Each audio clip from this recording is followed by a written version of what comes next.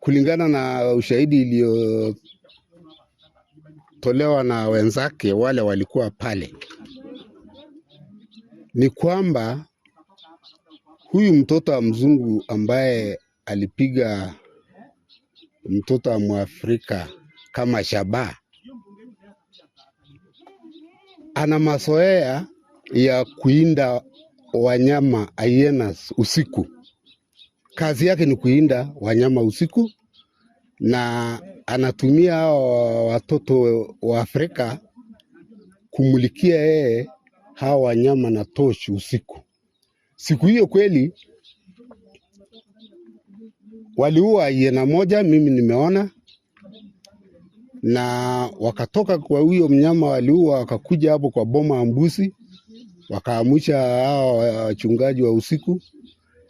Walipokuwa wanaota moto hapo, wakasikia sauti ya hyena mmoja akisema hapo kwa msitu.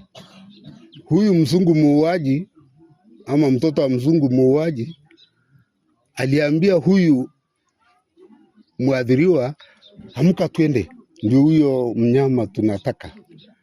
Tangulia.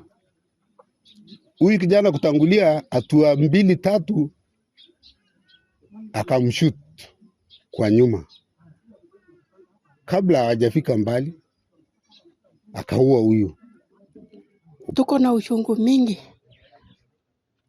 Mama yetu mzazi tena aligongwa na mbogo, na hakuna chochote ilifanyika kama wa serikali ilitusaidia. Mzazi bado tena naumia. Njoo tena mtoto wetu bado hiyo siku tu, wakati hiyo tumelemewa na mashida mengi. Kwa hivyo kama serikali inaweza kutusaidia kwa kila njia, itusaidie. Ninajua serikali hii ambayo tulichagua ya William Ruto imeweka kitengo ya minority pale State House ambayo inaongozwa na Director Lowoi. Kwa hivyo tunamuamurisha kama jamii akuje aliye na hii jamii, kwa sababu kitu ambayo tunataka ni haki itendeke. We demand for justice. Na hii ambayo imetendeka hapa, mtoto wa kizungu anakuja kuua Mwafrika na kumenyamazwa.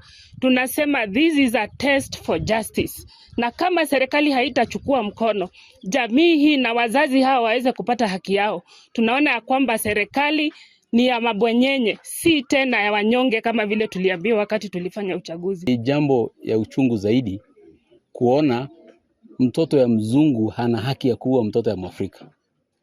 Kwa sababu leo huyo mtoto ataua mtoto mwingine, kwa sababu tunazingirwa na mashamba ya wazungu, bado kitendo kama hiyo itatendeka.